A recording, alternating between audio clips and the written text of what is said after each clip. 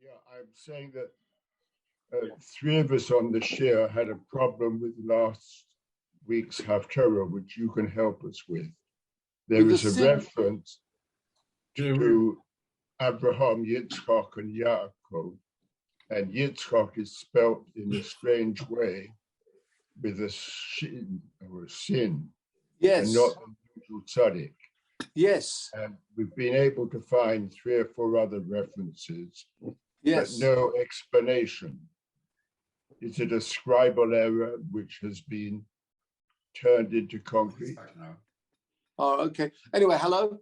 Yeah, Charles. No, we can't see you, Charles. I don't know if that's deliberate, but yeah, we lost a couple of people, I think. Yes, let me very quickly the point I made to Sylvain.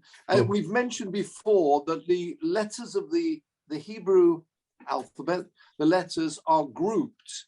There are 5 different groups. Some people may be familiar with gutturals. There's what they call sibilants. Okay. They're dentals. We got any dentists here? No, they're dentals. They're called dentals because that's how they're pronounced. We group the letters of the alphabet depending on how you produce the sound that comes from them. The famous ones are bumaf, which are from the lips, and then you've got some gutturals and sibilants and all different types. Now, the group that you're talking about, the sin and the tzadi, come from the sibilants. And it's very useful because if they're grouped together, often you find the letters are interchangeable. And it's helpful because it tells me the root of the word.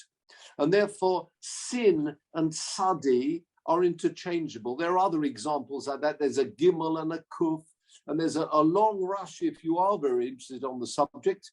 There's a Rashi in Kedoshim. Hello? We've got Mervyn with us. Good evening. There's a Rashi in Kedoshim. If people want that, we can look that up. If you want to follow it up, there's a very good Rashi in, as I say, in Kedoshim, explaining that the letters interchange, but it does give you a very good idea of what the word means. So, of course, Yitzchak from tzachak, to laugh, yeah, is also linked to sin ches kuf, which means mischak, a game, laughter. So it's interlinked. So don't be worried about the tzadi and the sin interchanging letters because they all come from the same group of Hebrew letters, and there are countless examples in Tanakh. Got a bit of sound there. Maybe Peter, you put people on mute. Countless examples where you do find those letters changing. So sin and tzadi interchange. Other letters, I say, all letters within a group can change with each other. They're all one family of letters. But I say it does give you a good idea what the root really is. Litzchok, tzochak, sochak. To cry. To cry, yes. Right. You have the same idea with somach and somach. Tzadi. Yeah, that's an interesting one. Laughter, somach, and somach, growth. We talk about the idea of growth and laughter and happiness. Yeah, it's very interesting. So always worth thinking about those letters. So that really, I think, is the answer that you want. That the letters, they're interchangeable, and therefore don't be too concerned about them. Why? Sometimes it's the tzad which way round. That's a different point. But they don't worry about that change of letters because I say they're the same. Interesting. At a bris, we use the posuk. Asher Korah says, so leyischok. We use that leyischok rather than the yitzchok. So that word is actually used. But again, they're interchangeable. So don't be too concerned. Okay. But a very good call. We've got Sammy with his hand up. Yeah, I just it's also in the psalm of the where we get the gomer from, where yes. You've got Vayis Aku and Vayis. Very good. Yes. And But there's also another explanation of the shin, Yes. that Yitzchak gave up the shin. I don't remember. I studied it somewhere where he gave up the shin for a reason. Yitzchak gave up the shin. Okay. He gave up and he got the tzaddik instead. All right. Okay. Yeah. Okay. I'll if I remember it. I'll be interested to see some more about that. That would be very good. Thank you. Yeah, I mean, we do find normally letters which are not lost. For example, Sorai. Remember, her name was Sorai, becoming Sorah. The Yud moving across to Yehoshua bin Nun, who was called Hoshea bin Nun. But no, Sammy, I'd be interested in that. Have you come across that? We will interested to hear that. Coming back to this, the psalm where it says the difference between Vaishaku and Vayitzhaku is the crying. One is from the heart, and one is from the I don't know. Tzohak and Tzochak, yeah. You've got Tzochak and Tzoak. They're interesting. You're talking about the Samach and the Tzadi. We're now, you're moving on now to Yitz. You're now looking at the Ches. Yeah. And the Ches and the Ayin. Tzoak and Tzochak. They're both gutturals. So they can also interchange. So you do find Tzochak to cry out and Tzoak to cry as well. So yeah, you've got some links there. Okay, so it's worth bearing that in mind if you come across that. We're at the Chof Beis Amud Aleph. Right. I'm sorry, Peter, I haven't got my glass with me, but I hope you'll forgive me. But I'm not at home. Okay, Chof Beis Amud Aleph. But before we get to Chof Beis Amud Aleph, let's just remind ourselves that last week, as we move from one to the other, we've got the Chof Aleph Amud Beis, and Peter kindly gave us also the Chof Beis Amud Aleph. We really want to focus on Chof Beis Amud Aleph, but to get there, remind ourselves what happened here. Go back to the Mishnah in Chof Aleph Amud Beis, and if you remember the rule, there's a pasuk we learned that last week. For those people who could hear, that we learned last week that you are allowed. The Torah permits, if you remember the pasuk, on Shabbos, Ele Moadei Hashem Mikroi Asher Tikru Oisam B'Madom.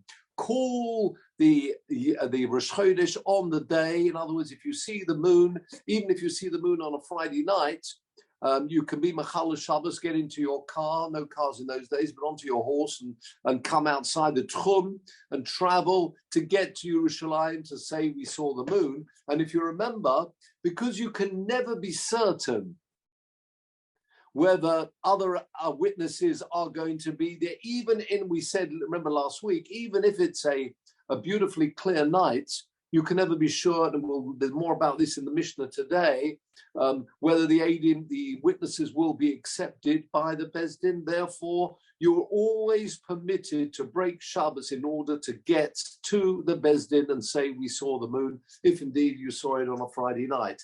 And the end of that Mishnah, very interesting, there were more than 40 pairs of witness. Yosef Mei Arboim, the middle of the beginning of the line, the last two lines of the Mishnah, that we looked last week, more than 40, remember, pairs of witnesses came. And Rabbi Akiva stopped them in Lud. Don't go any further. We don't need so many people breaking Shabbos. How many people do you need to break Shabbos? And Rabbi Gamliel sent back a message and said, no, you can't do that. It is permitted to break Shabbos, and it doesn't matter how many, because you can never be certain. And the pasuk says we want some type of certainty. Call the Rosh Chodesh on the day that the moon was seen. And therefore he said, if you prevent the masses, the community from breaking Shabbos, what will happen? There'll be an occasion when perhaps it's not such a a clear night, and people will say, well, it's hardly worthwhile going. I know what will happen. No point. There'll be other people. Rabbi Akiva will probably stop me in Lud. You can see the word Lud there. He stopped me in Lud. I'm not going to bother to go. So therefore, Rabbi Gamliel was not happy about that. And he said, no, whoever comes, let them come. It doesn't matter. In fact, they used to throw a nice party, a banquet for them. Not sure who was the caterer, but there was a wonderful party that they threw for all those people who came to say they saw the moon on the Friday night. And therefore, it's incorrect to stop people coming because I say you can never be absolutely certain, and therefore it doesn't matter the numbers, let them come. We pick this up now, Chof Beis Omid Aleph, on the Omid. In fact, it's the final Omid of the Perek. There you go. It's been a very long Perek. This is on Daf Chof Beis already, and we're only now finishing the end of the Perek, which is obviously a long Perek. Have a look at the top. Maaseh she'obru Yosef me'aboim zug. You've got it at the top line. It happened that more than 40 pairs. The Ikvan, what happened? They passed through Lud. It sounds like on their way to Jerusalem to say that they've seen the moon on the Friday night. The Ikvan Rabbi Akiva, and remember, Rabbi Akiva held them back. The Gemara now with a brisa, yes, it was in the area of Rabbi Akiva, but it wasn't quite as simple as that. Have a look at the second line of the Gemara. Tanya, we got a brisa. Omer Rabbi Yehuda. It's a brisa. So Rabbi Yehuda Bar Eloi, these are Tanoim explaining Chas v'shalom, he says. Nice. You got the Ches Beis? Ches Vov, I'm sorry. Ches Vov. Chas v'shalom. It certainly wasn't the case. Rabbi Akiva Ikvan. It wasn't Rabbi Akiva who stopped them. But maybe it was in his area, but it wasn't here. He wasn't the man who did this. Yeah. So we took on here Rabbi Yehuda Bar Eloi, speaking, of course, he's a Talmud of Rabbi Akiva. So speaking up on behalf of Rabbi Akiva and saying it wasn't Rabbi Akiva who stopped him. He wouldn't have done that. Because as we've seen in the Mishnah, you're allowed to break Shabbos, and it doesn't matter the numbers. Let them keep coming on the Shabbos. So it was not Rabbi Akiva who did this. Elo, third line down. Now, how do you read the next word? You could read She Zephyr. His name was Zephyr, or was his name Elo Shazpar? It does look like it is the second. And we could look at Rashi, the top Rashi. Shazpar Kach Shemoy. And if his name was Zafar or Zephyr, then Rashi would have just written, I know the word in the is Shezephyr. It sounds very much like his name was Shazpar. Benji, hello there. It sounds like his name was Shaz. It was Shazpar who did this. And he was Rosh Shel Geder. He was the head of Geder. That was a place. Obviously, he had a certain amount of some type of leader, and he felt that it was incorrect that all these people were breaking Shabbos to be able to say they've seen the moon. You don't need 40 pairs of witnesses breaking Shabbos, or so he said, and he took this into his own. Decided on it sounds like of his own bat to prevent the people from traveling and going on to Yerushalayim. It was, here we are. So his name is Shazpar Rosh Shel Geder. He was the head. He was in charge of this place called Geder. Geder, of course, is normally a wall, but this is a place mentioned in some of them, unfortunately, explain this is the name of a place. And he was the man who held them back. Rabbi Akiva wouldn't have done that because Rabbi Akiva knew that every person should come to Yerushalayim if they saw the moon. That's no problem at all. And the rule in what happens was Sholach Rabbi Gamliel sent back a message, being the Rabbi Gamliel, the prince. He sent the message, V'horiduhu migduloso. There we are, as we're going towards Purim. Hogdilusa migduloso. He lost his great gedula, honor, position. he lost that position because he should not have taken it into his own hands, and that was incorrect what he'd done. We don't hear much about what happened, why exactly he did this. I mean, presumably he was doing this because he felt it was wrong to break the Shabbos, but that was wrong what he'd done. Maybe he'd done that, as you can see from this Gemara, without actually asking the rabbis first, which is also quite an important point that the Rambam Gamliel is getting across here. It's all very well for people, and they say that they mean well. Obviously, he meant well. He didn't want 40 pairs of witnesses breaking Shabbos, perhaps one or two. But even though that may be a brilliant and beautiful and a praiseworthy approach, nevertheless, you need to see the full picture. And what it sounds like, he hadn't actually asked permission to be able to do that, and that was wrong. And to get the point across, he was actually demoted. And lost his leadership, perhaps relevant to today's world, people losing their hold on things and leadership. We'll see how that pans out over the next while. Sorry, but there we are, people losing their position because they're doing things. But I don't think you can say that what he was doing was incorrect in that way. He was doing it, it sounds like, with the best intentions. But nevertheless, it looks like he'd done this without actually asking the rabbis first. And when it comes to the halacha, that's really what you've got to do. So that's an important point. Actually, find something very similar, working hand in hand. The people with the authority working hand in hand, find very similar now, and it's quite popular I think in England as well, besides certainly in Eretz Israel, where before Yom Kippur, we have this working hand in hand. Here, before Yom Kippur, there are lots of almost like call-ins, where the people on the other end are a rabbi and a doctor, and people ringing up confidentially. And I think you do find that quite a lot in London as well. I know Dr. Adler, I think he teams up with a couple of the rabbis and people ringing in with their particular, or maybe we have what's called Shiurim, smaller amounts, and then the time frame, or maybe the person, as I say, we shouldn't be fasting at all, depending on the doctors weighing up the situation, but that works hand in hand with the rabbi. So again, and that's very important when it comes particularly to Yom Kippur, both ways. Don't take the rules into your hand, but you do need to know medically what the situation is before any decision is made. And you find, stories of the Chazon Ish going around hospitals selling people, if the doctors said you really shouldn't be fasting, you shouldn't be fasting. Don't take the rules into your own hand with the best intentions, because if something's dangerous, you shouldn't be doing it. And we've got something similar here, similar and not similar. People breaking Shabbos, and they were trying to prevent the breaking of Shabbos. But in this instance, in fact, it was incorrect, because you could break Shabbos, and even you had these large numbers of people, 40 couples, going off to Yerushalayim. On we go, next Mishnah. Are we okay to move on to the next Mishnah? Okay. This is I can't even say the penultimate, can I? Mishnah, a couple more to go. But it is the last Omud. So on we go.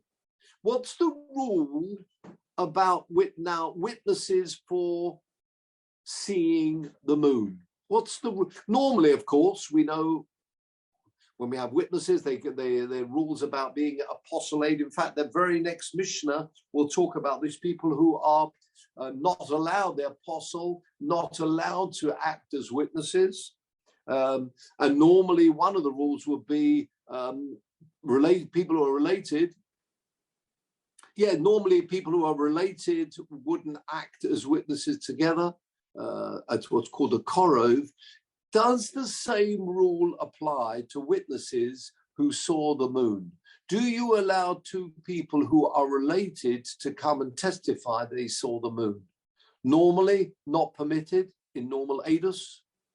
But what about in this situation? Okay. Let's have a look at this Mishnah. Of Ubnai.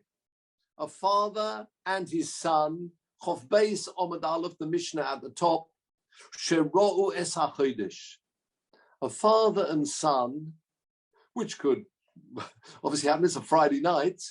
No, actually, this Mishnah is not talking about Friday night. It could be talking a normal Tuesday night.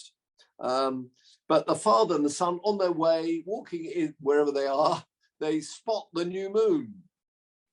Yelchu, they should go to Yerushalayim. But says the Mishnah, Lo shemitztafim zeh et zeh. It's not that they join, Ella she'em yiposel echod mehem. If one of them turns out not to be accepted, posel for whatever reason, and there'll be another Mishnah about that later on, or they could be posel. Have a look what Rashi suggests. We're not talking about anything negative here. That obviously, sadly, criminals can't act as Eidim. We're not talking about that. But look at Rashi. She'im yiposel, yikoshel b'fiv. He'll slip up. Kushe yivdukuhu, kidela come on, as will come on later on. Obviously, you've got two witnesses. And if they don't say exactly the same thing, we know what was the weather like, or, they were obviously checking it out. And if it doesn't tally between the two, they can't accept the Eidim. Now, it may well be that they're not trying to fool the Beis Din, but whatever happens, you've got to make sure that the witnesses do link up together. So what Rashi's suggesting here, in case one of the Eidim slips up or clearly at some way there's something he said which is incorrect, says the Gemara, says the Mishnah, Yitztaref Hasheni, the other individual could join up im acher, with someone else. Okay, so it's a very important point here. The Tanakama of the Mishnah is saying, as you find with other cases of witnesses, you cannot have family members acting as witnesses. But that doesn't mean to say they shouldn't come.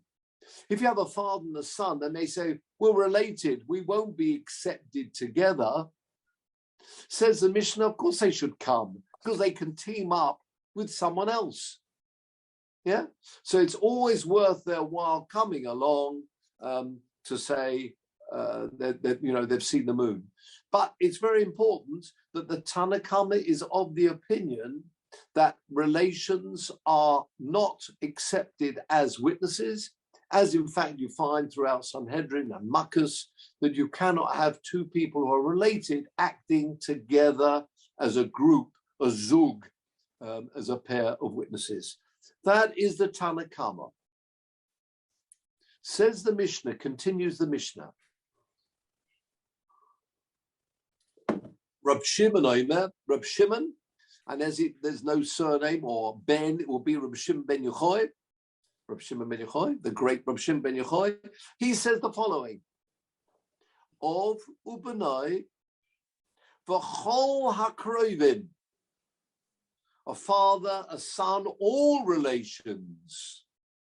Kasherim le'edus hachodesh. What do you mean all relations? We've got a father and son. We're talking about brothers, in particular brothers, because if you remember, the posuk where you find about hachodesh hazeh lochem was said to two brothers, Moshe and Aaron. So all people, v'chol hakrovim, kasherim le'edus hachodesh. Well, that's a bit of something unexpected, perhaps. That no, when it comes to testifying about the moon, people who are related can join together. This is the view of Rab Shimon ben Yochai. Okay. Omer Rab Yosi. Rab Yosi, we've got Rab Shimon ben Yochai, if you remember. You remember the Talmidim of Rabbi Akiva. We've spoken about them before on various occasions. Remember, particularly we're talking about the Talmidim of Rabbi Akiva during the Sphira period. But remember the Talmidim of Rabbi Akiva, in particular, we've got Rabbi Shimon ben Yochai, there's Rabbi Yosi, who we're just mentioning here, Rabbi Yehuda, we mentioned Rabbi Yehuda Bar Eloi, We've got Rab Meir. The big names of Talmidim of Rabbi Akiva, Rab Meir, Rab Loza ben Shamur, Rabbi Yehuda Bar Ilai, Rabbi Yossi ben Chalafta, Rab Shimon ben Yochai, there's Rab Nechemia. But they say that the ones we're focusing on, Rabbi Yehuda Bar Ilai, Rabbi Shimon ben Yochai, Rabbi Yossi ben Chalafta, Rabbi Meir. We won't be dealing with Rab Meir here, but let's have a look what happened. Says Omar Rabbi Yossi. Rabbi Yossi says back to Rab Shimon, Maisa, it happened. Betuvia Horofe. There we are. Back to doctors, you see. A nice thumbs up from Mr. Dr. Jacobs. Thank you. And Mervyn, no doubt. We got a few. And Jonathan, sorry. Yes, yeah, thumbs up for doctors. Here we go. Tuvia Horofe. Sheroy Sachodesh Birushalayim. He was actually in Yerushalayim itself, but he saw the moon. Who Ubenoi Va'avdoi. This is an interesting one. Tuvia the doctor with his son, plus his Eved Meshuchrar. Now, what's an Eved Meshuchrar?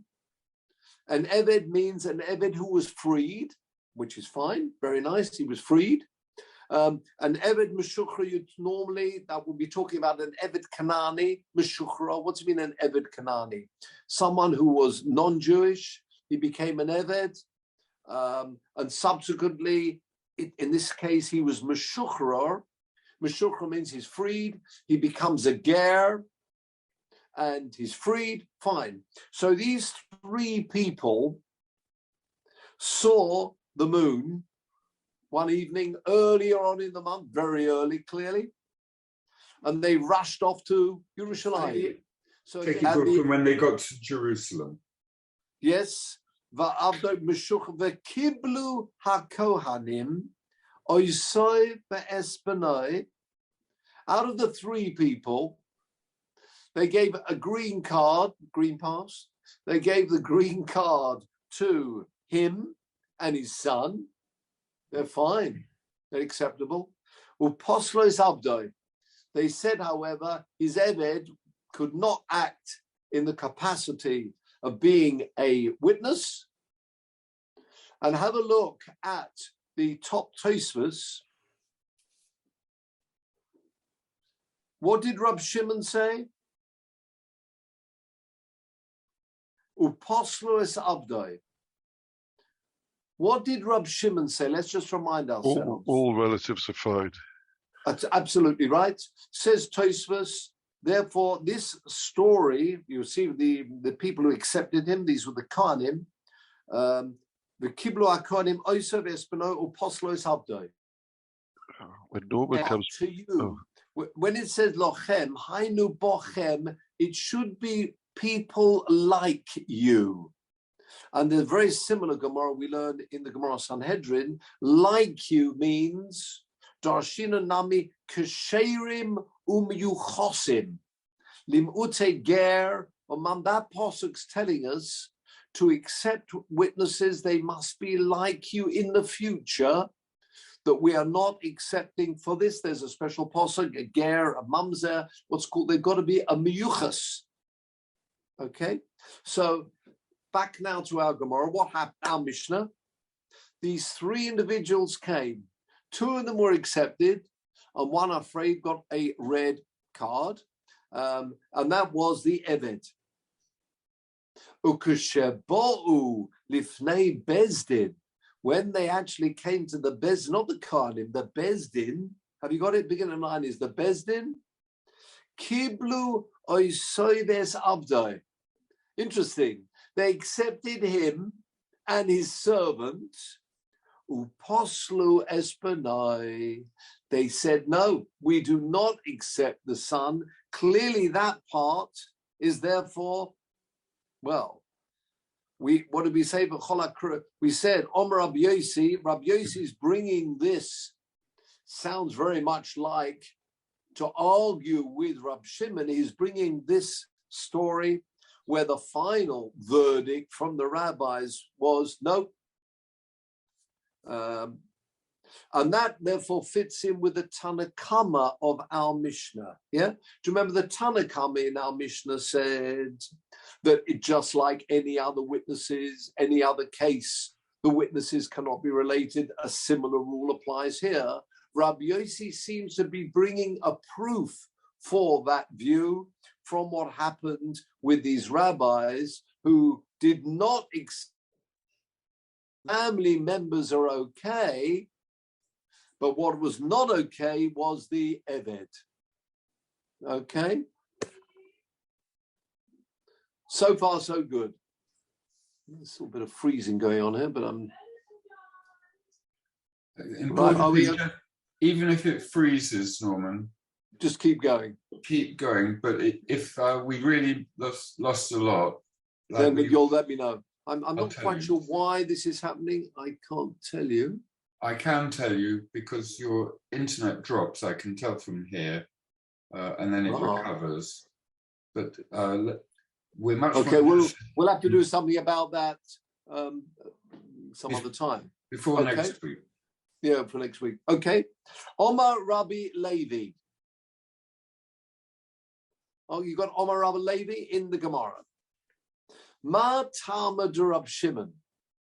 What is the reason of Rab Shimon? Wish I could move somewhere else. Give me a minute and see if I can go somewhere else. Omar Rabbi Levi. Close the door here.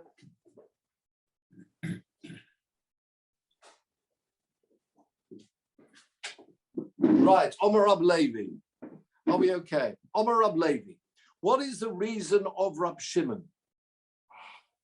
And you remember Rab Shimon says it doesn't matter if they are related, the witnesses that come for the saying they've seen the moon.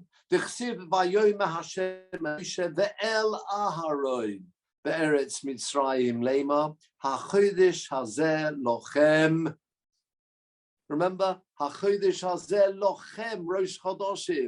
and that's two brothers. So this is particularly telling us in this instance, you can have two brothers. And what does that continue? The Gemara? When it comes to this testimony that you're giving, it doesn't matter even if the two individuals are related, of course, Moshe and Aaron, the brothers. That's what this means. And then continues the Gemara. Well, what about the Rabbanon then? If you remember, the Rabbanon, that was the Tanakama in our Mishnah, said no, it's the same as any other case. Rabbanon eidus zu te masura lochem. Interesting. What does it mean, masura lochem? Have a look at Rashi, please. So there are two Rashis. The first Rashi, Tahei Kashay Rabochem, the testimony about seeing the moon is okay even with brothers. Look, that's the first Rashi. Afal pi shehem achim. And the second case, which is according to the Rabbanon, which is according to the view of the Tanakama in our Mishnah, no. How do you learn Achodesh Hazeh Lochem? What is that telling us? Tahi Masura Lochem Lachashuve Hador. Ani Moise Sheyekabluhu Edus. It's given over to the heads of the. That's what it says. Lochem Achodesh Hazeh Lochem. It's got to be.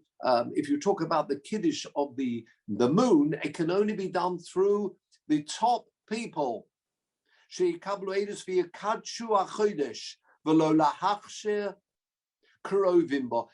not coming to tell me that you're allowed to have two brothers.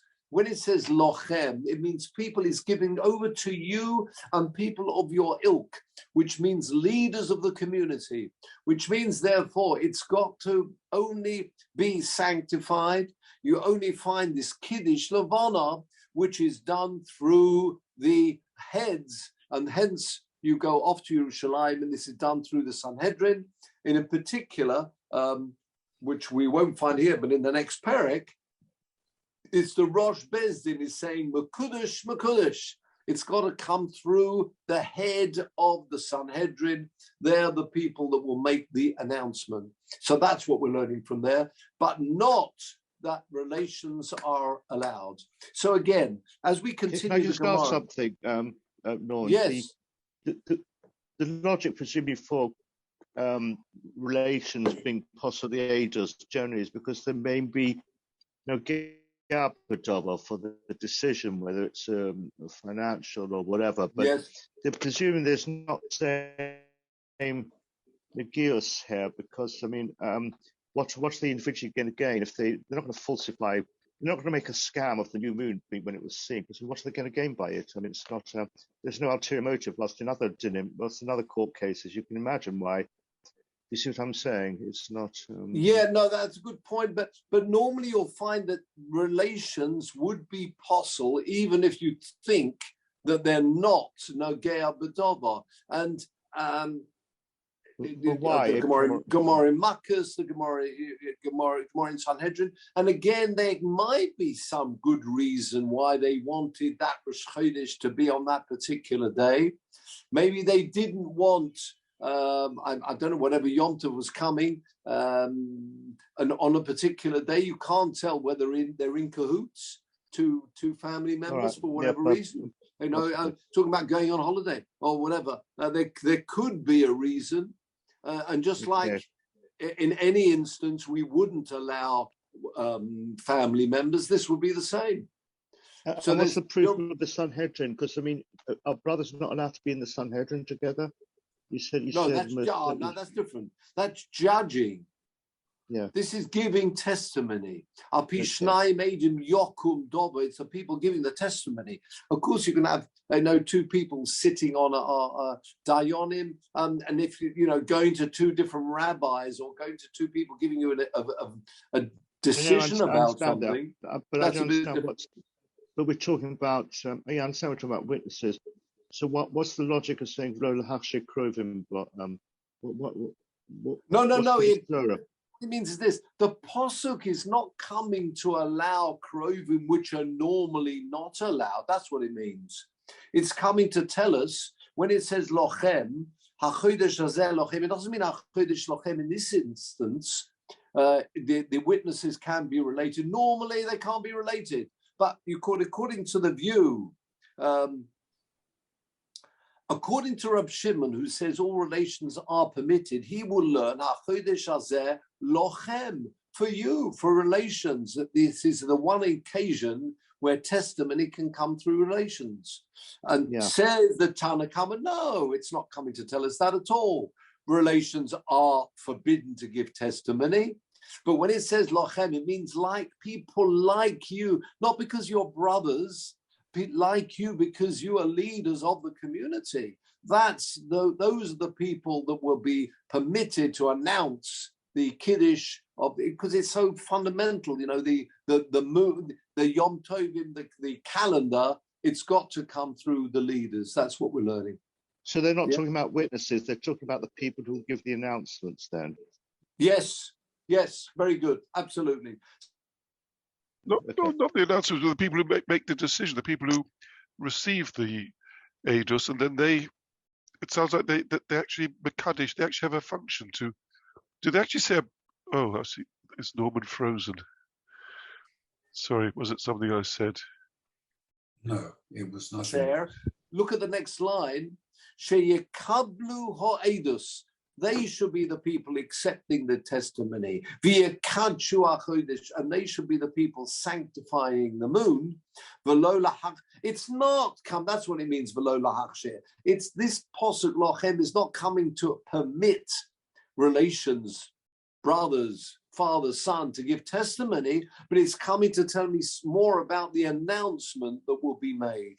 Okay. Now what's interesting is the story that we have as a follow-up to the machlokas. So we got a machlokas at Tanna Kama. We've then got Rab Shimon. Again, the Tanna Kama says it's the same as anywhere else as far as two brothers. Brother, or father, son. Rab Shimon says no. In this instance, it will be permitted. Then we've got the story. And clearly, the story shows the final verdict of the story was like whom? Like the Tanakama. Yeah? In the story, I know the Kohanim said it was permitted like Reb Shimon, but the final verdict, when they came to the Bezdin themselves, they said you cannot have two members of the family acting as Eidim. So it follows Rabbi Yossi. Okay, continue the Gemara, please. Omer Rabbi Yossi. Notice that name. They're all Talmidim of Rabbi Akiva. Maaseh b'Tuvi Orofi. You've got it? Beginning on is Omer Rabbi Yossi. Yeah? On we go. Omer Maaseh b'Tuvi Orofi v'chulu. Omer Rav Chonon bar Rova. Hilchasa k'Reb Shimon. He says the halacha is like Rab Shimon, which means they will be permitted. Says the Gemara, Omar le Rav Huna, the Rav Chonon bar Rava. We're talking here, don't forget, Amoraim, looking back over the earlier generations. These are later people. There's Rav Huna says to him, look at this, Omar le Rav Huna le Rav Chonon bar Rava. Rabbi Yossi Umaisa, in our Mishnah, we've got Rabbi Yossi against, Rabbi Yossi is bringing this story at the end of the day, so presumably he is supporting what happened in this story. First of all, you've got Rabbi Yossi. And not only that, you've got a maaser. You remember, people know about a maaser. If you have a maaser, something that happened, that's pretty clear what the halacha is like. You can have two people arguing, and you can say the halacha is like this, whichever way. If you have actually a case where you say, I was there and I saw it and this happened, that is a pretty good proof what the actual halacha is. Okay? So in this instance, we've got a Mishnah, we've got Rab Shimon, we've got Rab Yossi. True, we had a Tanakama. Tanakama sounds like it was Rabbi Yossi. Okay, so we got Rabbi Yossi against Rabbi Shimon, and you've got a Maaser. All those things seem to counter the fact that you should paskin like Rabbi Shimon. You with me? What's special about Rabbi Yossi against Rabbi Shimon? If I can ask you, Peter, to show us, please, Erevin das Mem Vov Omid Base. Worth remembering this, Omid, if you can. Erevin Mem Vov Omid Base. That was very fast and impressive. Peter? You helped. We've done a bit of practice on this. Okay, just scroll down a little bit for us, please.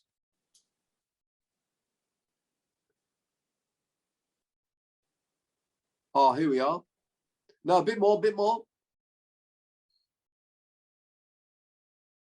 Next, one more. Stop. Koloshna ze Omer Rabbi Yaakov bar Idi. Please remember this stuff. Mem Vol 46b. Rab Meir, this is the general rule on halacha. Rab Meir versus, I don't like using this word, but versus, sounds more like a boxing match, but Rab Meir and against Rabbi Yehuda, that generally, this is what Rabbi Yochanan said, generally the halacha is like Rabbi Yehuda. Yeah? Rabbi Yehuda against Rabbi Yossi, the halacha generally is like Rabbi Yossi. Okay, that's good. It's like one of these tic-tac-toe. So, again, Rab Meir against Rabbi Yehuda wins. Rabbi Yehuda against Rabbi Yossi wins. Says the Gemara, Ein Tzarech Lomer Rab Meir and Rabbi Yossi. Who do you think what the halacha will be like, Rabbi Yossi against Rab Meir? The halacha of Rabbi Yossi. Why? Can you scroll one more? Can you please go back, Norman, to Rav Yossi in Erevin what we see, 46b. that Gemara teaches us that Rab Meir against Rabbi Yehuda wins. Rabbi Yossi against Rabbi Yehuda, Rabbi Yossi wins. So what do you think is going to be the outcome between Rabbi Yossi against Rabbi Meir? As the Gemara says, Rabbi Yossi is going to win again. Rabbi Yehuda beats Rabbi Meir. Rabbi Yossi beats Rabbi Yehuda. So you'd expect the halacha Rabbi Yossi against Rabbi Yehuda to be, Rabbi Meir against Rabbi Yossi. Rabbi Yossi will win. Now look at the next piece, and this is the bit we need. Omar Abasi, Afani loy made. I've got something else to tell you. Rabbi Yossi and Rabbi Shimon, halacha k'Rabbi Yossi. I can do the same thing. Look at this. The Omar, Rabbi Abba, Omar Rabbi Yochanan. Rabbi Yehuda against Rabbi Shimon. The halacha is like Rabbi Yehuda. And what did we see? We just learned before the Rabbi Yossi against Rabbi Yehuda, Rabbi Yossi wins. There's another rule from Rabbi Yochanan, Rabbi Yehuda against Rabbi Shimon, Rabbi Yehuda wins. Is that okay? It's like ABC. Again, Rabbi Yehuda beats Rabbi Shimon, but Rabbi Yossi beats Rabbi Yehuda. Hashta b'mokom Rabbi Yehuda leisa. Rabbi Yossi beats Rabbi Yehuda. B'mokom Rabbi Yossi. Boy, clearly Rabbi Yossi then is going to have the upper hand generally in halacha against Rabbi Shimon. Yeah? So all you see from this Gemara, Mem Vav and Base, worth reminding, if in case you need to refer to it, Rabbi Yossi against Rabbi Shimon, you'd expect the halacha to be like Rabbi Yossi. If we can now go back to our Gemara, last couple of lines. Yeah? So what happened here? Rab Chonon, let's go back to our Gemara. Omer Rab Chonon. Rabbi Hilchas Rab Shimon. Omer Lei, Rav Huna. Rav Huna said to Rab Chonon, I don't understand this. We've got Rabbi Yossi, and we've just seen normally Rabbi Yossi beats Rab Shimon. On top of that, we've got a Maaser. Remember? Godel HaMaaser. It's an actual story in our Mishnah which tells us the halacha is not like Reb Shimon. You do not accept two people who are related. Why are you telling me the halacha is like Reb Shimon? And this is the most fascinating answer. Va'ad Omrus, you're saying Hilchas Reb Shimon?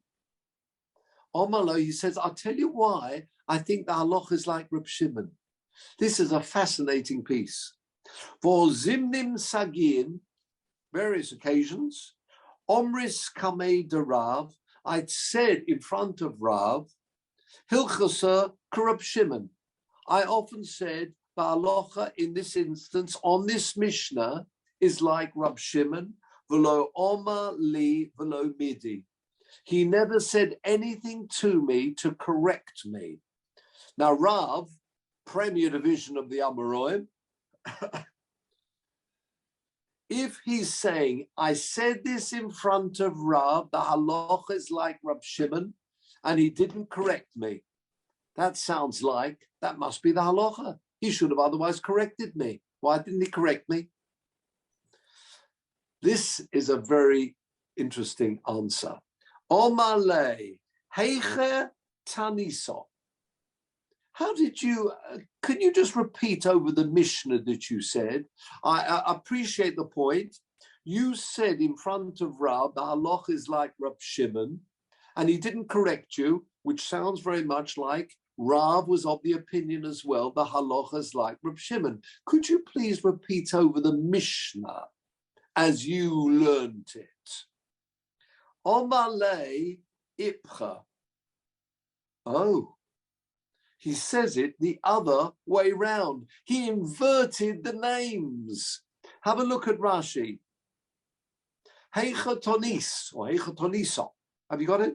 Second narrow line down in Rashi.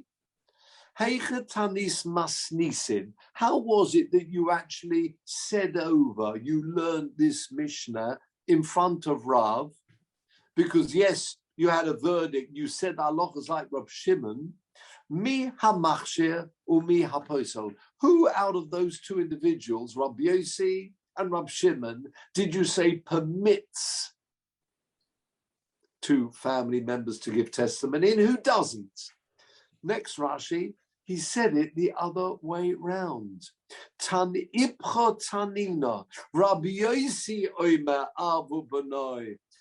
He said it the other way round to Rav. He said that the Av and Benoi b'chol hakrovim are kasherin, and then Omer Rab Shimon Ma'aseh Betuvia.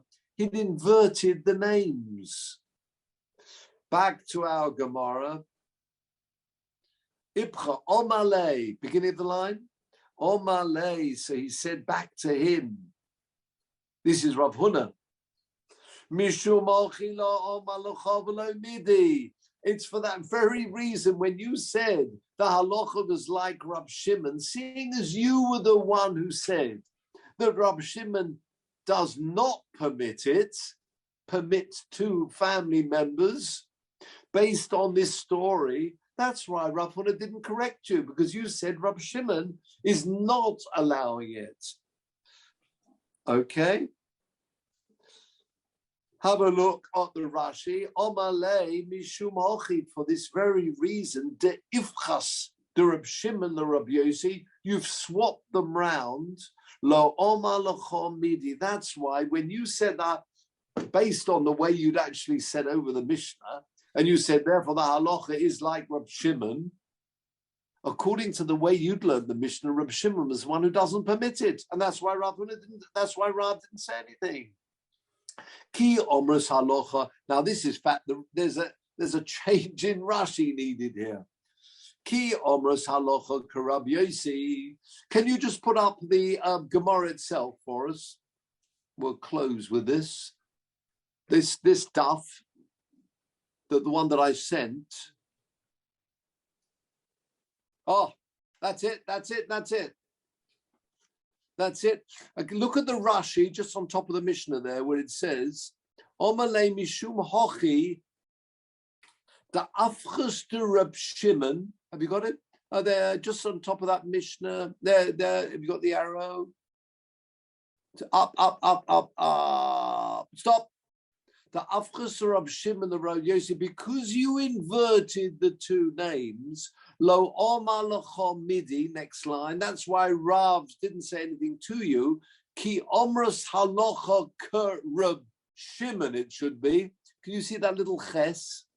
Dahainu de Rab Yossi. It's so funny, on this very case where the words were inverted, the words wrongly by the printer, it seems, inverted in Rashi. Can you see that? Yeah. Can you see that little ches? That little ches and that little tes. Move up to the right-hand side. There, that's it. Go for ches and tes. Tzorech loima Shimon. And little tes says tzorech loima Yossi. So they've been inverted in the Rashi itself. Do you see what I mean? So what back to our Gemara, thank you very much. What's the story in our Gemara, therefore? Because he'd said the names the wrong way round, when he said the halacha is like Rab Shimon, who doesn't permit it, then of course Rav Huna didn't say anything to you. Of course, Rav didn't say anything to correct you, because according to the way you'd learned this Mishnah, it's absolutely right. We do pascha like Rab Shimon, strangely enough. But as we can see from our Gemara and from the way we learn the Mishnah, in this instance, we would be paskening like Rabbi Yossi, particularly based on that Gemara that we saw in Eruvin.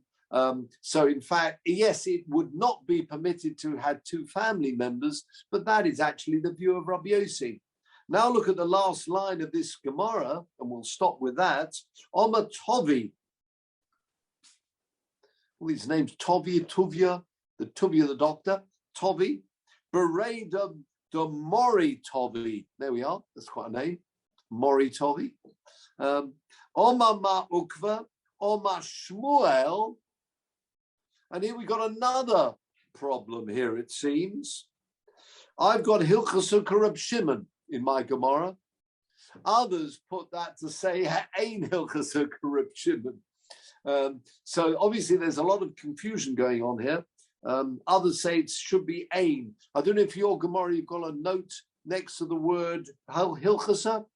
In mine, I do have a note. Have you got a note in yours? No. Maybe not. Yeah, it does. In the Steinsaltz, Samach Aleph, is that Sforim Acherim? Correct. Yeah, Ein. Have Ein. Yes. So clearly there's some trouble with this, with the text. Yes. As I've got in mine, and Benji's got in his, some people have the word Ein Hilchos Reb Shimon there, just to follow what we've just been learning. However, in our Gemara, without the change, it would just say Hilchos Reb Shimon, which again, further confusion. The halacha is like Rabbi Yossi, which means, therefore, that you cannot have witnesses who are related to each other. That was the final verdict that we've got here, following the way this was related earlier. So again, sticking with our Mishnah, it's Rabbi Yossi is the one who says it's not permitted to have family members acting as witnesses, and that will be the halacha. And in fact, that's how the Rambam paskins too. And that's why you could note on the Mishnah itself, the very first word of the Mishnah says, Ov B'nai, that they can't join that the Tana. Can you see right next to the word of, there's a very small superscript, little aleph, going across to the Rambam. Can you see that little aleph? It goes across to the Rambam on one of the sides, presumably on the left-hand side, right on top, telling us that the Rambam paskins that you cannot have two witnesses for acting, having seen the moon, who are related to each other. But there, you can see there's a lot of confusion going on here, exactly who said what, but that is the final conclusion. With that, gentlemen, I wish you well. Sorry, some of the